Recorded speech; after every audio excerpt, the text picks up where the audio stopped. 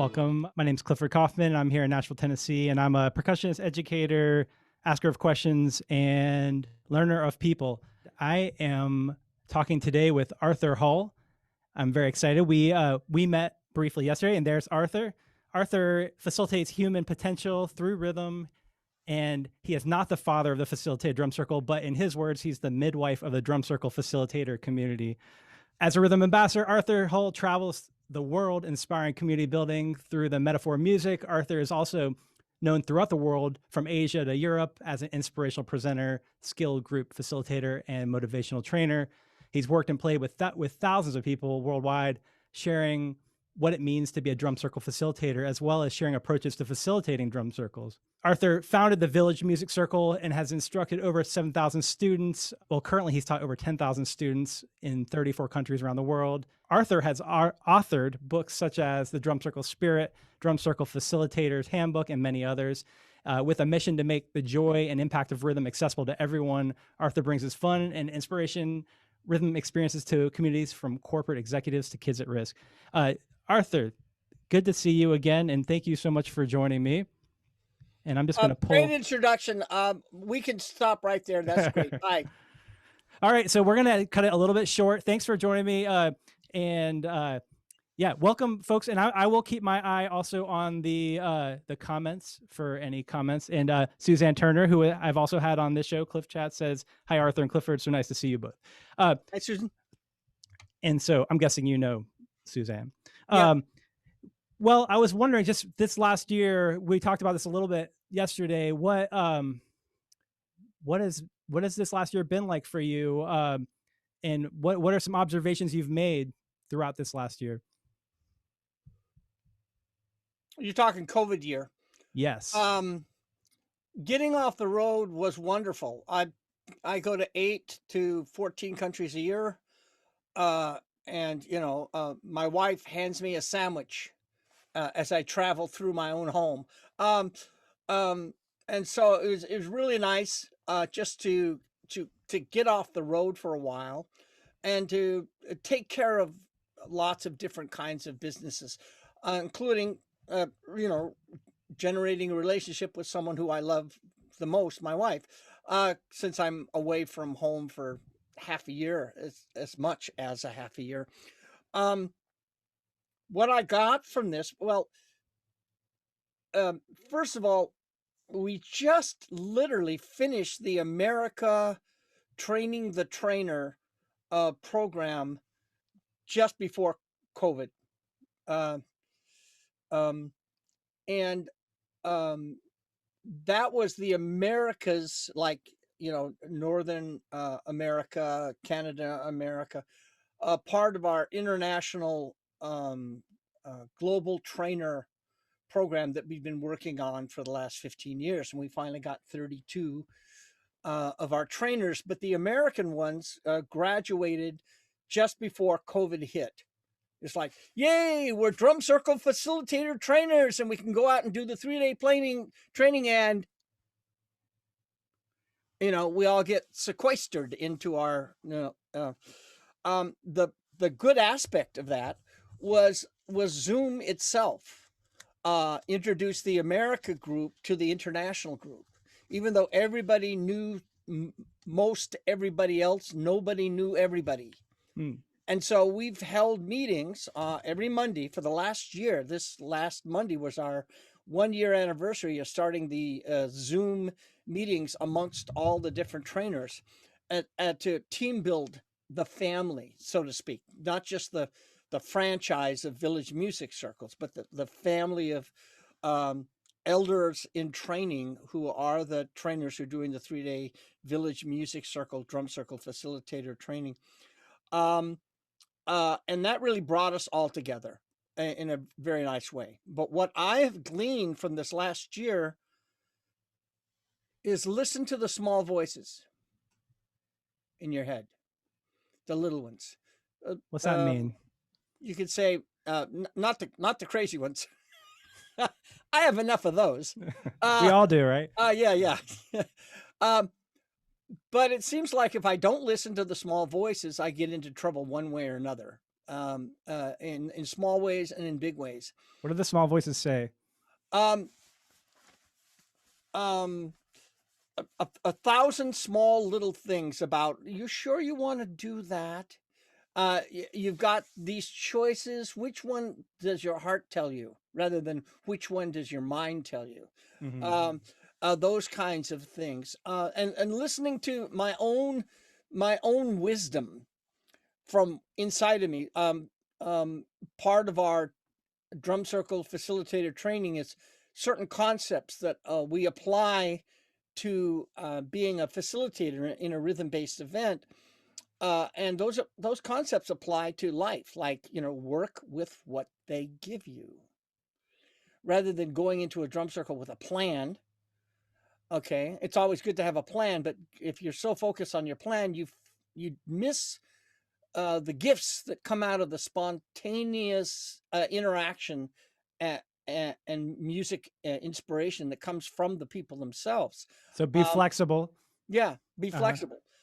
And that applies to all points and places in life, and sometimes in the small things in life, and sometimes in the big things in life. It's good to work with what you have available, rather than uh, being so focused on what you think the world is going to should be, than accepting what's going on and dealing with what's in front of you.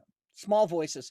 It's like it's kind of like if you were doing like meditation, it would be called mindfulness. Be Mm-hmm. mindful of your angels, your thoughts, and your guides. Does it have anything to do with being like really thoughtful about where you put your energy and time? Everything. Yeah. It See, applies everywhere. It's like the little voices. I mean, we squirrel. We get distracted in life, and um, we have our own missions in life, and sometimes we make the missions bigger than we are, and more important than lots of other aspects of our life, and you miss things like, for instance, being on the road um, a half a year constantly doing the mission also deteriorates your personal lifestyle. So it's like a rock and roll tour, moving from one country to the next, one hotel to the next, one training to the next. It makes the world smaller. It fulfills my personal mission, but at the same time, the quality of my life is sacrificed by the quality of the training I'm giving, and a balance needs to happen. And I haven't been listening to that small voice. So the COVID has like stopped me, as long all of us, and gone, what's really important? What how can you balance your life? And I've really enjoyed my COVIDity. Okay, and of course, like all the rest of us, we're hungry to get out in the world and do what we do. yeah. So I think the balance aspect is really interesting. I have a teacher or mentor friend who his his his I guess spiritual guide calls this time the Great Pause, and and it's been for a lot of us. I think we're reassessing, how where we want to put our energy. So I'm just curious. Does it do you did it make you want to do anything differently than how were doing things? I was I've been in the process of please don't tell my wife, um, a succession program. Okay, Yeah. that um, this ball of string behind me is um, pieces of string given to me by my students over the last 30 years. And so at the end of our ceremonies that we do, I collect string. Okay. And what I do in life is so complicated that her teenage years, when my daughter was asked what did her father do, she couldn't really break it down and define it. So she says, "Oh, he collects string." In this community, this this community, but 12,000 strings in here or something. We don't know. We've lost count. Were people who have followed me and walked the same path I've walked, who were already on the path before they heard of me or came to me, and have walked with me and now are starting to walk in front of me, that are I've watched grow up. And so I realized that, I'm not going to last forever. And I'm the guy that's going around doing these 3-day programs and 6-day programs and 10-day leadership programs. And I'm the only guy. And it's bigger than I am. And the mission has made it bigger than I am. And so I started looking at those people who were elders in trainings, who were my proteges, who have, established themselves in the community, doing what they do, build community through rhythm, in so many wonderful, unique, and powerful, inspirational ways, that those are the people I picked to be my trainers. I just didn't tell them for 10 years. I watched them. And I watched them manifest. I watched them walk their walk and talk their talk. And there's a long list of certain kinds of expertise I wanted represented in people who were representing village music circles and doing the trainings that I was doing. Good facilitation skills, good people skills, good organization skills, good teaching skills, good program development skill, all those kinds of things, all the way down to the most important part, good people. Mm-hmm. Right.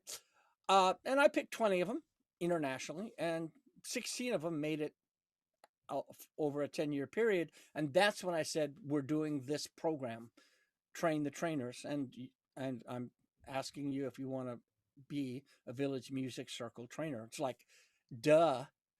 And part of the process is that I would go to each one of those countries. Instead of doing the usual training that I would do, we would pretend to co-train together.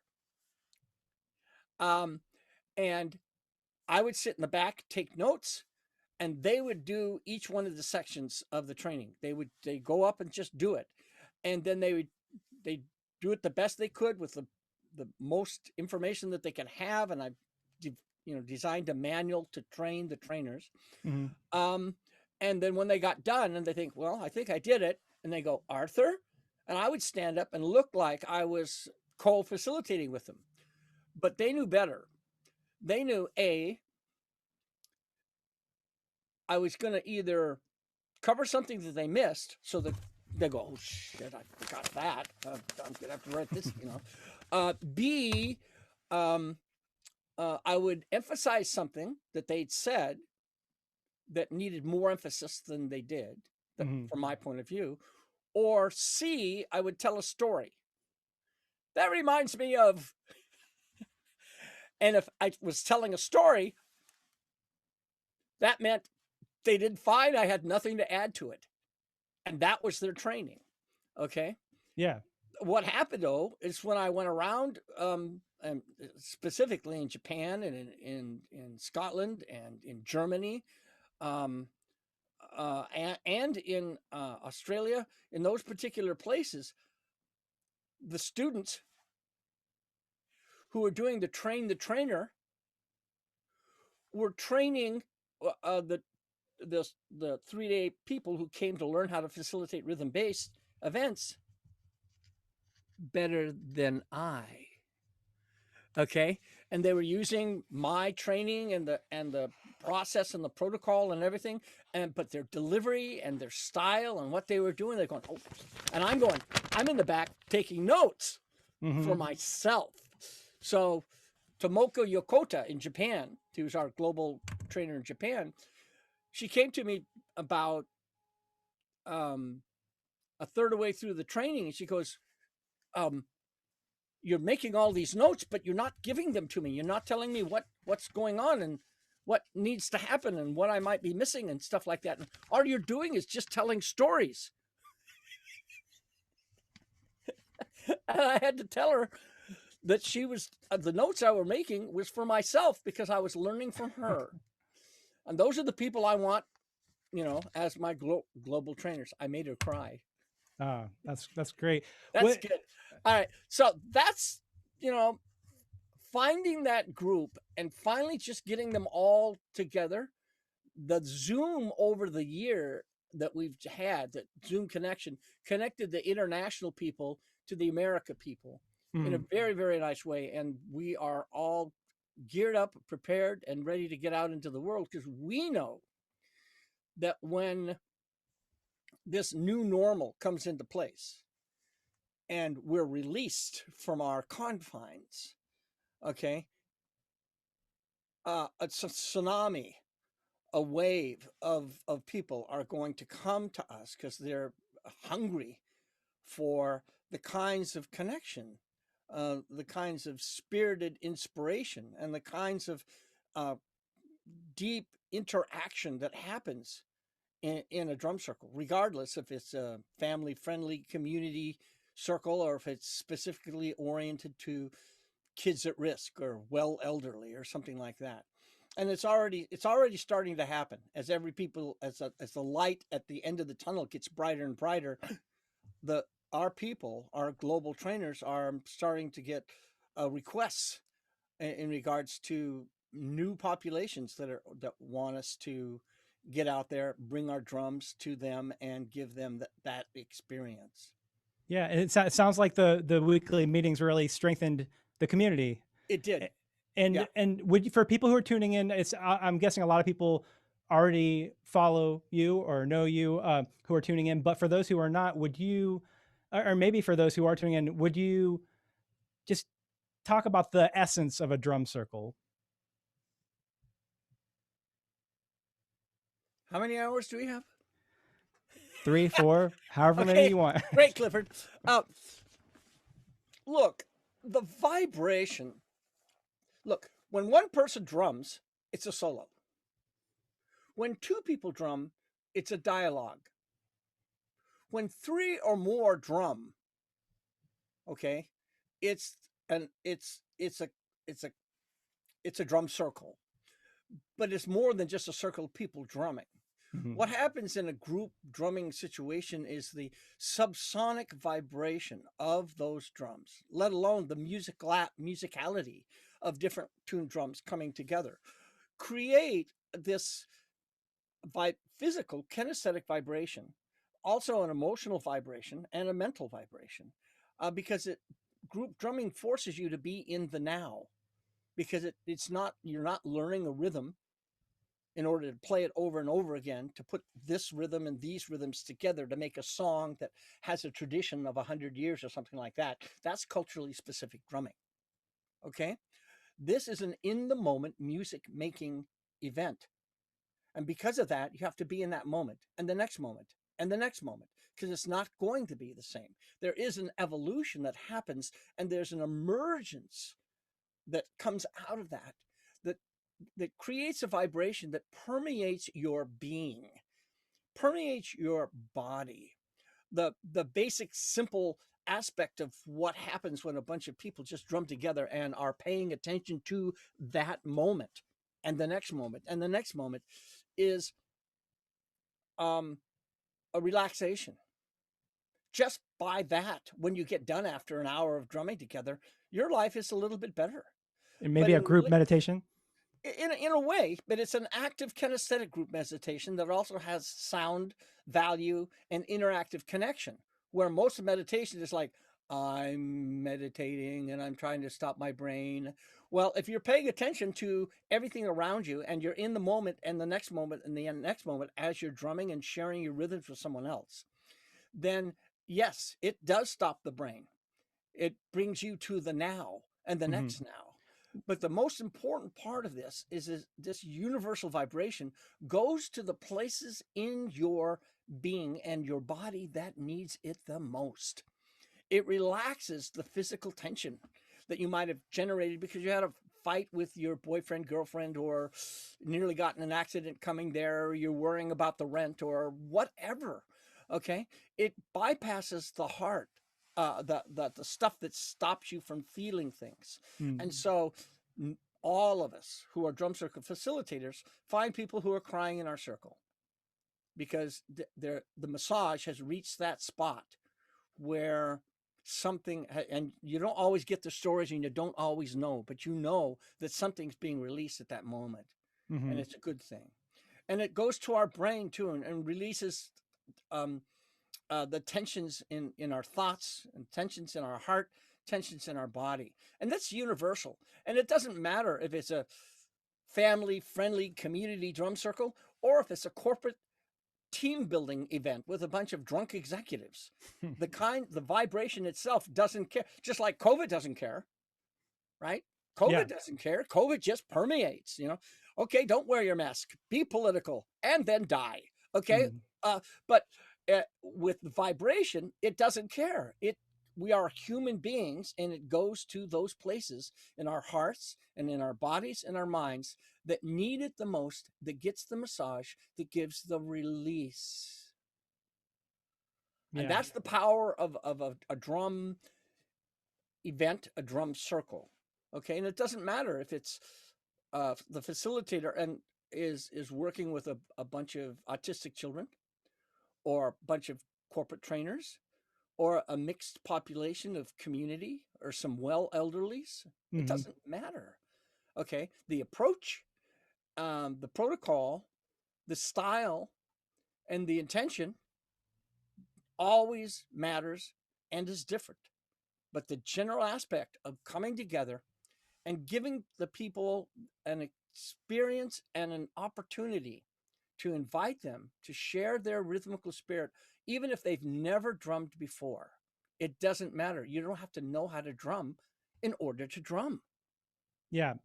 Well, that's one thing I was wondering is there's an inclusive nature to it, and has that inclusivity always come natural to you, or is that something, as well as I heard an interview with you where you were talking about being a drummer long time ago, and being very into being a drummer, the ego, and so what has been the evolution of it becoming a more altruistic endeavor, and was there a moment where you realized that it wasn't about you? It has grown. It grew on me. The brilliance of what my heart and soul has done to me and for me is brought this mission to the world rather than to what I thought I needed to do. And coming out in the very, very beginning, I thought I had, after experiencing and taking drums to schools and special needs programs and kids at risk programs and personal growth programs and so on and so forth, I figured I was going to teach drummers who had the rhythmical foundation to be facilitators, Mm-hmm. to give them on top of what they already had, because what they had was a platform for creating a profession where they didn't have to be in 9 bands to survive financially, and that gave them lots more opportunities to use their talents, and also brought them to a place where they could be rhythmical evangelists rather than just drummers who are in a band, okay, on a stage performing, okay, or working in a culturally specific ensemble playing drums for West African or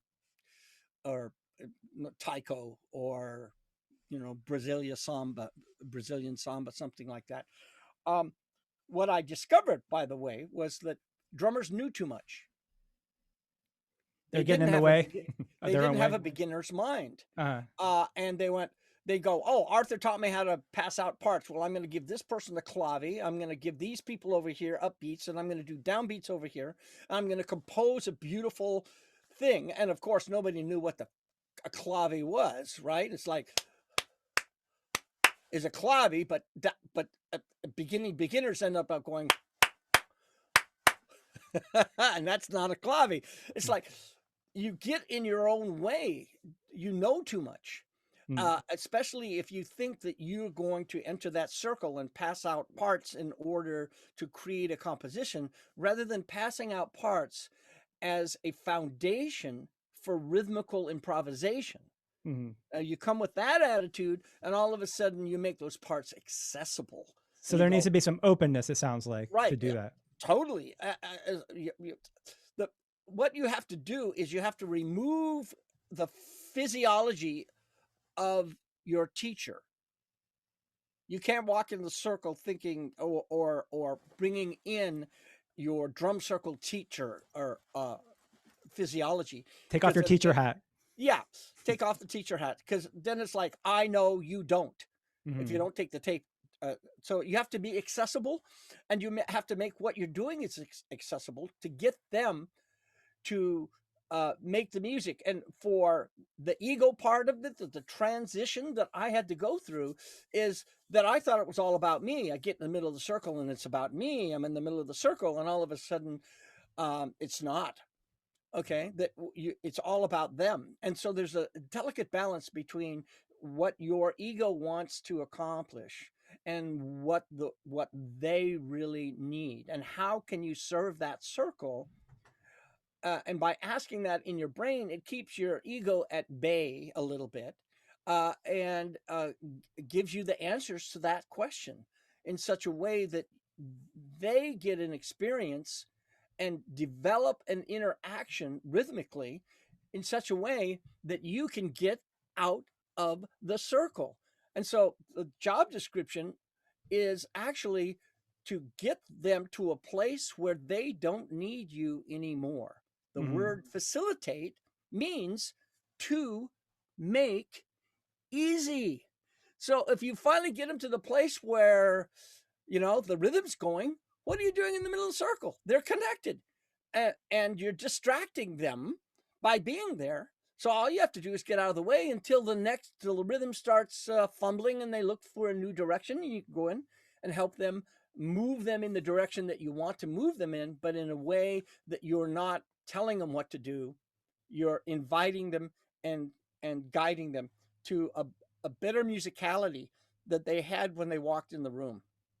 Yeah. Can I read something that it's from an interview that you did with Baba Olatunji that applies to what we're saying? You had asked or said, I've seen some people who aren't good drummers become good drum circle facilitators, and Baba Olatunji says yes, and then you say because they understood the importance of the mission, and then Olatunji says because you are not there to teach or to show people how well you can play, you're there because you know how to bring music out of them. You know how to say, look, you've got something that you probably don't know you've got.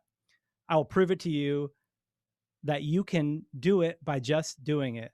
That's what we're talking about. That's Baba. And look, I get next to Baba Olatunji, and all of a sudden the world opens up, the heart opens up, and the real mission opens up. God bless he's passed away maybe 13 years now. I was with him for 20 years. What a beautiful person. I stand on his shoulders. What's your first memory of him?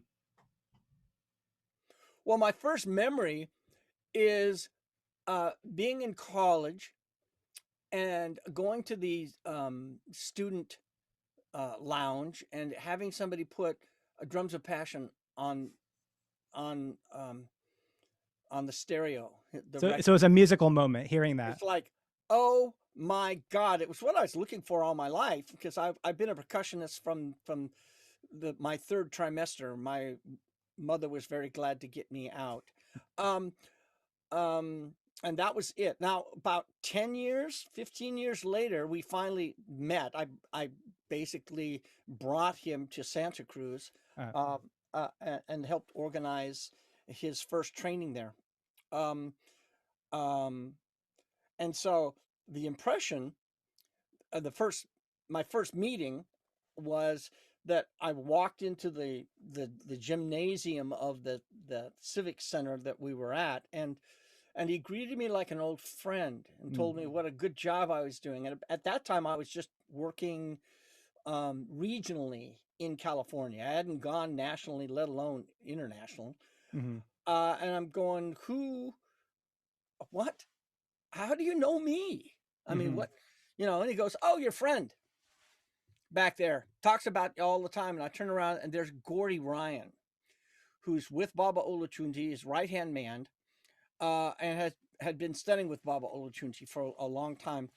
And Gordy Ryan was my first drumming buddy uh, in the world, and also my Eureka trainer, which is a personal growth training that I went through years before I met Baba. Mm. But the first real impression of what Baba had to offer me was maybe it wasn't that training or the next or the next or the next. It's been 20 years. Um, but at one point he took my hand and he looked at my hand and he said, "What's this?" Okay. And at that time I was a hippie thunder drummer extraordinaire. And so I'd gone to the first 6 rainbow gatherings and So does gone that to mean the first you did not have interest in culturally specific rhythms at that point? I by that time I was just beginning to have lots of interest in culturally specific rhythms because I Uh, understood that, and we'll get into this. And this leads into something very important. Um, and so I had developed calluses on the outside of my hands, uh-huh. big, thick, solid calluses. The loudest hippie thunder drummer you could ever. I could break a head. I could go wham, whoa, whoa, whoa, whoa. And in those drum circle pits that we dug in the rainbow gatherings and played for 3 or 4 days, okay, nonstop until you peed blood. Okay, you needed those kinds of calluses. And he grabbed my hand and he said, "What's this?" And I went very proudly, "These are my calluses." And he goes, "This is stupidity." And he, and it took it right then. It was a great big huge switch for me to realize, here, here's my hands, feel them. Where's the calluses? I went, his his hands are soft as baby skin, but the pads were inside, not Mm-hmm. outside. And part of me was going, you mean I don't have to make love with my elbows because I can't feel anything with my hands? And it took me about a year of conscious technology to get the calluses out of off my hands and put the pads on it. Now it's the first real aspect of technology. And what he offered me at that point was a viewpoint of an elder who wasn't afraid to speak the hard truths. Mm-hmm. Okay. Now, in relation to hippie thunder drumming and culturally specific drumming, which seem like two extremes, they are in some ways, but they're really opposite sides of the same coin. And one is missing something that the other one has, but they don't know it. Okay. So the culturally specific drummers see hippie thunder drummers, freeform anarchist drum circles, as people who are ignorant and disrespectful of traditions. Mm-hmm. Okay. And the freeform anarchist drummers, okay, in any park, in any city that you want to go to, um, almost now at any time, it used to be only on Sundays, um, sees a culturally specific drum circle / ensemble like a wild horse sees a corral. So they're going, we don't need no stinking rules. It's a free spirit. I mean, if I got in the middle of the circle, I would get shot. They would chase me with pitchforks and torches. I'd take off my hat and my vest. I'm just an old fat man with a great big drum helping them find the bottom. Okay. And so I loved hippie thunder drumming. Free form expression, letting it go this way and letting it go that way and see what happens. But at the same time, without the understanding of how the parts all fit together, whatever part you're creating, regardless if it's a culturally specific part or not, the rhythm's going to bump into each other and it's all going to crash, burn, and die. And we all look around and go, that was cool. How could we make that last longer? Mm-hmm. Right? Well, all that information is built into culturally specific drumming. So I started taking lessons in San Francisco with the street drummers who were culturally specific oriented Afro-Cuban Baba Babalu Desiarnez. I mean, I'm that old. Hmm. Um, and they were telling me, "Oh, stay away from Hippie Hill."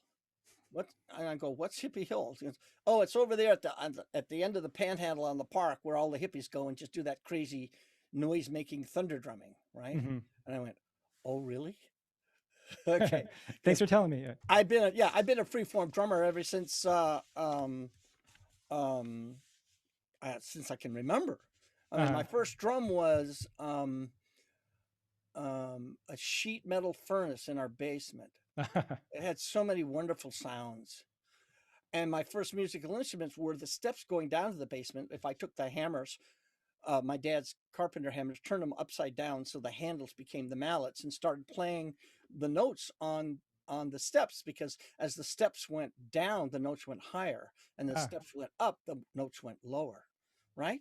uh-huh. And so the essence of some of the elements that are in any kind of free form facilitated drum circle, okay, are those essence of musicality that our ancestors have brought to us from ancient traditions that are not just West Africa at all, but from all over the world, as well as that there are no mistakes, free form expression that comes from our anarchist free form drum circle. And hippie thunder drummer back then was not a curse word.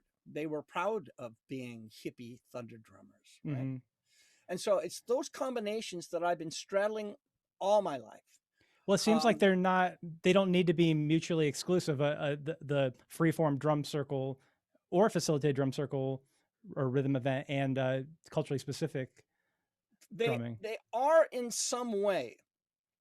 Um, Well, I you guess what go I to meant by that is they can inform each other. You could do Oh, they one. can, yes. Yeah. And our drum circles, non-facilitated, in the moment music making drum circles are much better now in this generation than they were 20, 30 years ago, because uh, they have influenced they have been influenced by people who have studied culturally specific, love, want to get out of the corral. They still, love to do culturally specific drumming. I mean, if I had my druthers, I go to Haiti and live there. Okay, because of that particular drumming style. It's just Mm. amazing. Give me a stick and a low drum, oh baby. And Is it, sorry to interrupt. Is that because the low drum is often the lead drum there, or why is it that style that really Well, resonates? the low drum is the lead drum Okay. in Haitian Voudin style music, but in actuality, it's the subsonics of the low drum that you play. It doesn't matter if you're doing a Burundi music from Africa, which is low drum focused, or you are the lead drummer for a Haitian ensemble, which means you'd be playing the low drum, or if you're a taiko drummer, right? Don't give me the little give me the big drum with a big stick, because I'm a kinesthetic by Hmm. nature, and so the big drum speaks to my body, and that's what I like. Yeah. Okay, but everyone has their proclivities. When I taught at the university, and I taught for 16 years there, village music circles, I would give them a smorgasbord of culturally specific rhythms, but I was teaching them really the universality of the language of rhythm. Upbeats are the same upbeats everywhere. Clavi is a clavi everywhere. It just appears in different ways, and it's like A B C D E F G. By the time they got done with me, a lot of them who joined my basic beginner classes stayed with me for the 4 years that they were at the university, and they'd worked their way up to level 2, level 3, advanced and performance. Um, but by the time they got to level 2, because level 1 is all 4/4, and then in level 2 it's the same thing, upbeats and clavies, but now it's all in triplet form. Hmm. And that's where the magic is. By the time they got to a level where they understood that Arthur was giving them a smorgasbord of rhythmical experiences. And here is a clavi. Now let's experience as a samba. Let's experience it as a West African rhythm. Let's experience it as a log rhythm for Polynesia. Let's experience as what a taiko group would use that with. And they would come to me and go, look, this is pulling me this way. Who do I go study with? Right. And I'll tell them, I'll put them to all my teachers. So I've been an eclectic studier all of my life, more than just drums and rhythms. But that's where we're keeping our interview at. Well, I was wondering about Yoda and Legos too. Well, we could do Yoda anytime and Legos as well, but that would be very dangerous. Some people would be running and screaming and pulling their hair and running out of the room. Okay. And that's where I, as an eclectic studier, I know a little bit about everything, but I don't know much about anything. And, had I, I studied with different drum masters for years. Baba Tundi Olatunji was the one that I stuck with because he was teaching more about the drum and the heart and the mission than he was teaching about culturally specific. Okay. Even though he was Nigerian, he was representing many aspects of Africa drumming. And so I would do West African for 3 or 4 years and work my way up to becoming part of their performance ensemble and stuff like that. And then, okay, now I'm going to go to Haitian drumming and study that, or samba drumming, all that kind of stuff. And it gave me a wonderful viewpoint. It gave me a great, amazing education. But the most important part of it was the universality of the language that was in just foundational in every single representation of rhythma culture. Sounds like you make connections between the different. It was hard not to. Okay. I've seen a lot of people do, West Africa drumming, djembe drumming, and they learn all the basic elements of how all the parts fit together and the upbeats and the downbeats and the clavis and all that kind of culturally specific nomenclature with inside that. But they ended up being taught by someone who was representing the culture, and they wanted to represent that culture the best they could. Okay. Even though they're only learning drumming, and that's only 1/3 of what anything has to do about drumming. Because in any culture, not just Africa, you don't drum unless you dance, and you don't dance unless you sing, and you don't sing unless you drum. And those are 3 things that are one in regards to true village expression, because the rhythms all have purpose. They're not just rhythms. There's rhythms for flirting, and rhythms for marriage, and rhythms for having baby, hopefully in that order. Okay. Anywhere, not just Africa. And so that understanding of how all that merges together is really not necessarily given to you when you're learning from a culturally specific African drummer here in America, and you learn this, right? But the problem is that you don't have a viewpoint of the language of the rhythm of the drum, except with inside the culture that you have been studying. So I get these West African drummers in a circle, and we're doing a Haitian rhythm, and it's the same basic foundational language, but it's out of their context. And they go, "What is this?" And I went, "It's a clavi." And so West African, some of them go, "What's a clavi?" Yeah, that makes sense. Yep. So yeah, the eclectic studying has been very, very helpful to me to put together what it is that I've helped create and pioneered, which is facilitated rhythm-based events.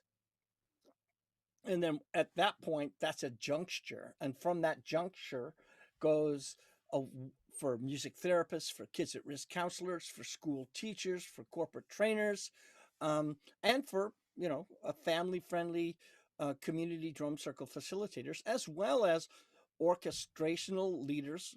Okay, orchestra conductors have been to my programs, and it go listen. this rhythm-based event thing. Okay, I got um, Tomoko Yokota in Japan. What This is Japanese healthcare. Okay, women get pregnant. They go to a place where for a couple of weeks they are there before they have their baby, and they have their baby at that place, and they stay there for a couple of weeks after they have their baby. Mm. Father can come and visit and all that kind of stuff, but basically the government supports them prenatal. Mm-hmm. She does drum circles with pregnant mothers. Wow. Now, what do you think the kids are getting in that? They're already getting their first uh, drum training while the mother has the drum up against her belly playing. And then they got brand newborn babes, and she comes in twice a week. And now her only problem is that they kept on coming. And so she had to do separate drum circles for mothers with children, Mm. okay, and fulfill the need of the government project, which is drumming with um, pregnant mothers. So prenatal, in other words, using rhythm-based events from prenatal in all kinds of aspects of the culture of any culture. I don't care what part of the planet it is. The planet gets pretty small once you start flying around it. Okay, all the way to hospice.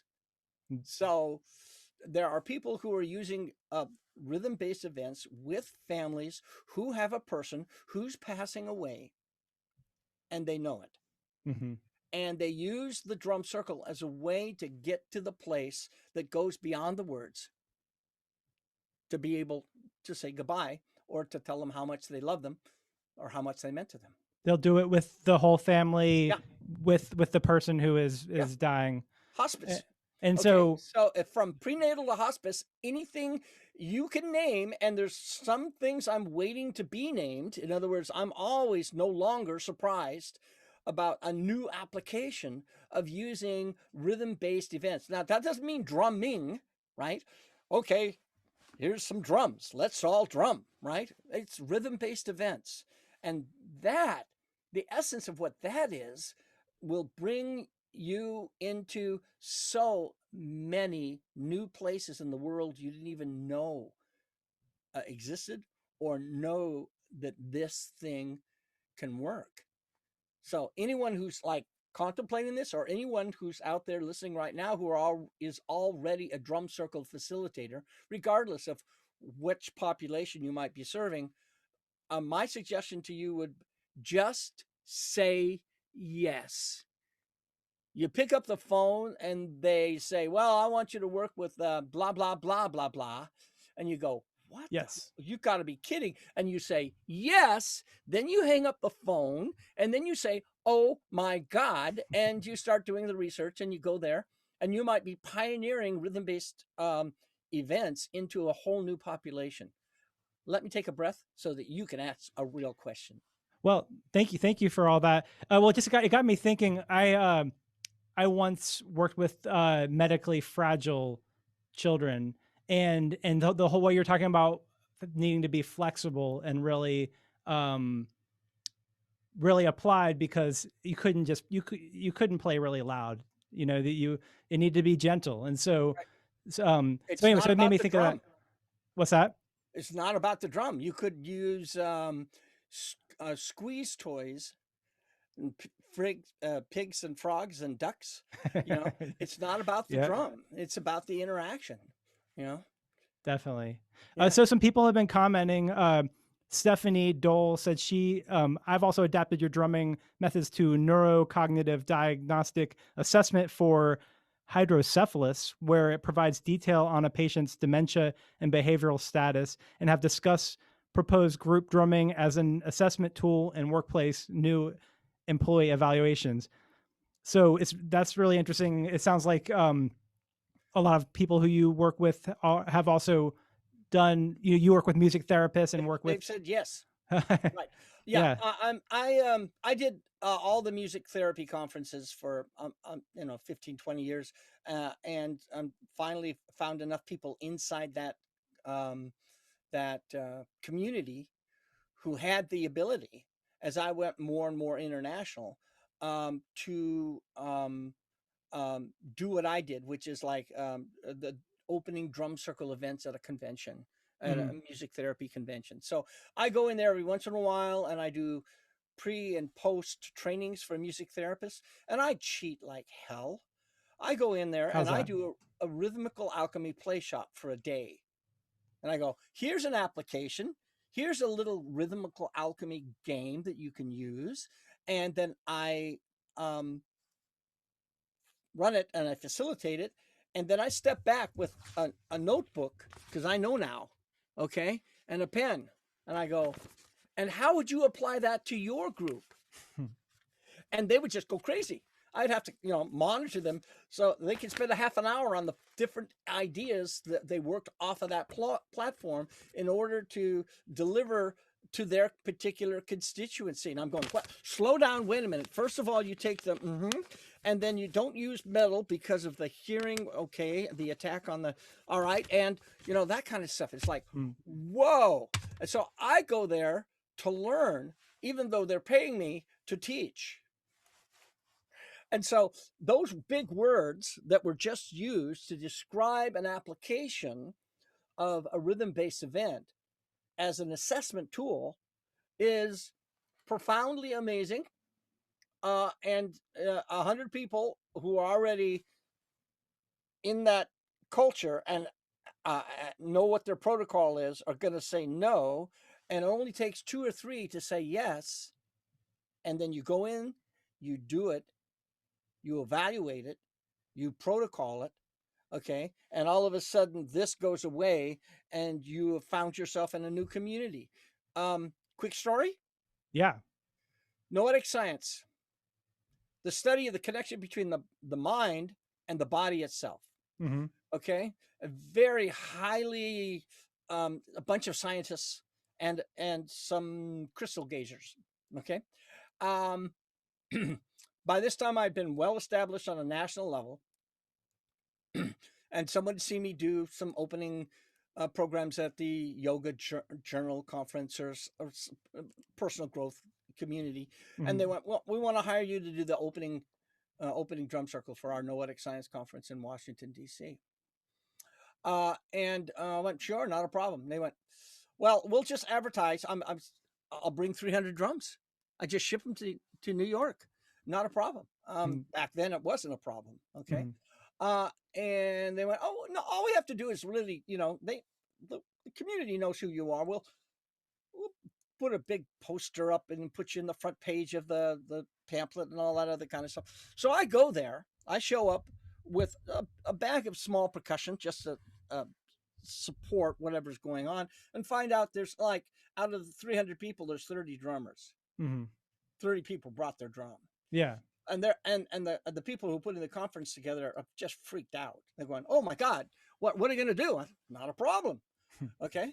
And so just give me a what I call a guerrilla filler in front of each one of your keynote speakers for the first day. Okay. What's a guerrilla filler? 5 speakers. A guerrilla filler. Okay. Filler. They're about ready to listen to some well-known scientist in the Noetic Science Conference, and they're there for that. They paid their money to go here, and they've got this guy they're going to introduce. It's going to do something to warm up the group of some sort. And the voice of God goes, ladies and gentlemen, Arthur Hall. And they go, who the fuck? Arthur Hall. And this guy comes out, okay, and goes, hi, no, keep on doing this. In fact, give me a pulse. And now everybody's doing a pulse. Right? So the whole group, 300 people are going boom, boom. Now they're doing this. I say, keep going. And then I divide this group up, basic facilitation skills. Okay. And I say, all right, this section here, keep going. All right. This section right here, stop. Try this. And so they're clapping like this. Okay. Now they're going, dome, dome, dome. Now I divide up another section. Okay. And I say, keep going. And I get the other section and stop, and I pass out a dialogue. Doom, bat, doom, doom, bat, doom, bat, doom, doom, bat. At that point, I might go to the center section and pass out a third part, or say, stop, listen to this. What can you contribute to? which is a deeper element of what facilitation is. And now all of a sudden they're all clapping and rhythm, you know, and 5 seconds ago or 10 seconds ago, they're going, who the, and now they're on, and if at this particular event, the floor was wooden. So I said, stamp your feet, put it on your body, and okay, now use your voices. 3 minutes into this, the whole group is just fully rhythmicized. Mm-hmm. Right? And then I go, call and response. I go, da, da, da, da, da. And you go, and they go, da, da, da, da, da. Silence. And then I went, okay, good. That's an idea.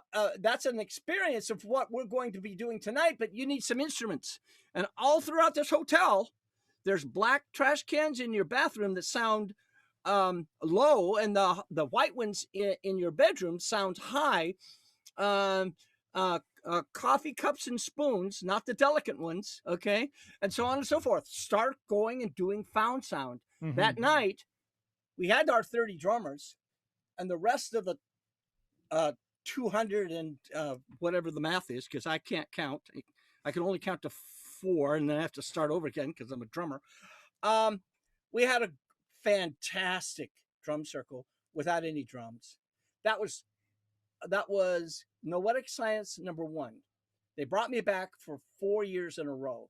Number 2, there were more drums. Number 3, there was more drums. And when they're getting ready for number 4, they said, you know, we probably want an African keynote speaker. Who do you think that might be? I went, Baba Tunde Olatunji, maybe?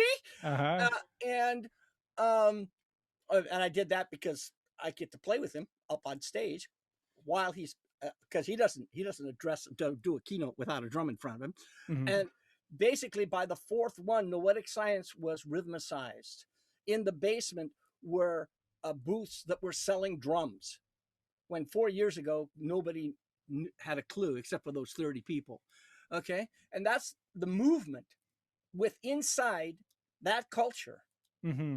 And now Bob is using me to shut the audience up because they brought all their drums to the keynote. And then we did a drum circle after that. All right. Oh, that's great. All right. Well, that's also a good example of where you were flexible and creative to make that happen, and not just like, oh, there's only 30 drums and 300 people. No, yeah. Work with what they give you. Say yes, then hang up the phone and say, oh my God. Okay. Yeah. Well, so when we talked yesterday, we were talking some about, you know, play and work, and how anything that you do can become a job. What are some things what has been your evolution as far as, you know, you don't just facilitate, you don't just train drum circle facilitators or rhythmic event facilitators. You write, you record music, you're a student. I mean, you have all these different interests. How do you keep it fresh for yourself? Interesting. Mission. If you stay focused on what's your bliss, right? What is your, it doesn't matter. I mean, my example is rhythm. It's like, you know, my first rhythm teacher was a Mockingbird who sang in my willow tree at lunchtime when I came home from school at lunch. Okay, that was where was that? Utah. Okay. Where they wouldn't let me twist with Chubby Checker, so I left. Okay. And so following your bliss is an important aspect of that, and getting so good at what your bliss is that now you have something to offer to the world, so that you don't have to go to the world comes to you. But getting so lost in the business of doing the mission and forgetting what's the essence of what that mission is. And then you get so calloused that you're the one who put your own blinders up and quit saying yes to things that might be, from this point of view, in the way of your mission, but if you take this off, might be a gift in regards to your mission. And this is what's this is what's happened to me as I've gotten older, and the people around me, it's the people around me who have guided me and kicked my ass as I'm kicking theirs, um, towards um, um, being more and more open as to what the mission might be. And we were talking about, coming from a drummer's point of view with It's All About Me, and coming to the place where you understand that it's a dichotomy of the two at the same spot, and asking yourself, what can I do to serve this group at this time, always keeps your radars open and on, and keeps you humble, and helps you remember the beginner mind. And from that, um, what can I do to serve this mission and still be able to serve my own needs? Like the music that you played in the front of um, this interview that we're having now came from the very first album that James Asher and I did And the many song was years ago. Arthurial, like ethereal, but Arthurial. Arthurial, it's Asherial actually. Oh, I was listening to this guy. I was listening to this guy for many years before he called me up. Said Arthur, because he's from England or London, says, I see you're coming into town and doing a program, and I would like to host you. And perhaps you've heard of me. My name is James Asher. I went, James Asher? I've got all your albums. He was a representation of a person who was a drumming musician or a musician drummer, and I couldn't tell which. And that's the kind of music I would like to put out, but didn't have the capacity. And so I meet him in London, and I've been in London every single year for 10 years before I met him. And he goes, let me take you to the Tower of London, off with their heads and all that. And I went, oh, been there twice, 3 times, I think. Okay, what about Piccadilly Circle so we can see all the buskers? And no, I was there last year. No, not last year, but I've been there 2 or 3 times. Well, let's just open up the dungeon, the Dungeon Museum. Would you like to see that? And I was there this time last year when they did the opening, and I've been there. And he goes, well, where do you want to go? I went, your studio.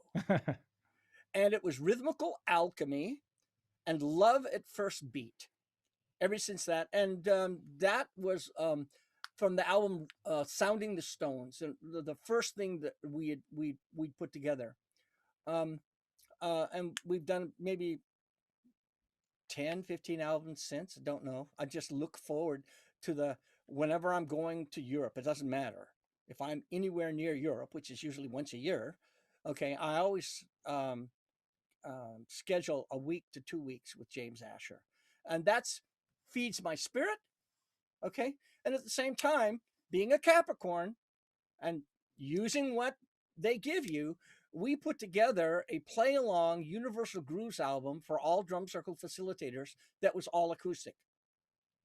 Okay. And I did it specifically to put it in my workbook, in my programs in the back, and break down all the different rhythms and the different 4 or 5 different countries that you could find this particular universal rhythm, like the clavi, in.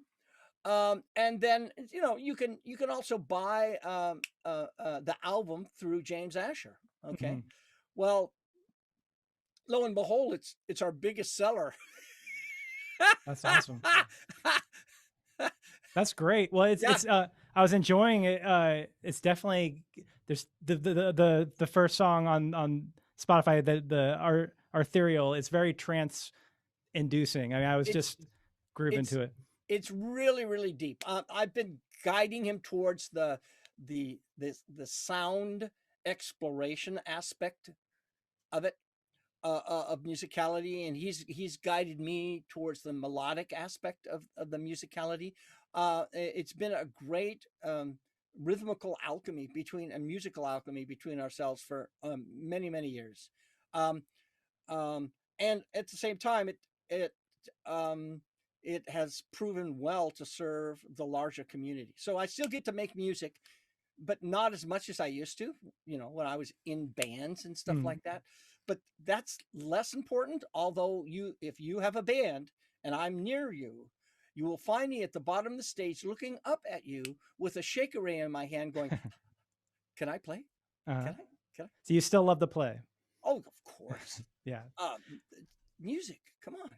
Yeah. Well, thank you so much for joining me. And I apologize we got a lot of comments and questions that I was not able to get to. But thank you everybody for tuning in. And someone just posted the James Asher page, but it says page not found. So hopefully, it's Bo Lebo, who we talked recently. Starfield Studios. Starfield Studios. Okay. Yeah.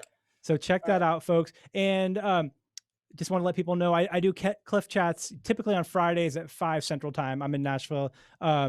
And I'm going to do this Friday is going to be the last one for a little while. I'm having George Lawrence, who's was a longtime Nashville drummer. He's now in Memphis, and we're going to talk a lot about his history and the history of Nashville and Memphis. And also he's from the Muscle Shoals area, or he's been in, for those of you that are not familiar with Muscle Shoals, a lot of great music came out of there. So then I'm going to take some time off to focus on some other projects. But then coming back, where is it? To get my calendar up here. Jason Isbell is a drummer. Jason Isbell's a singer, multi-Grammy winning singer.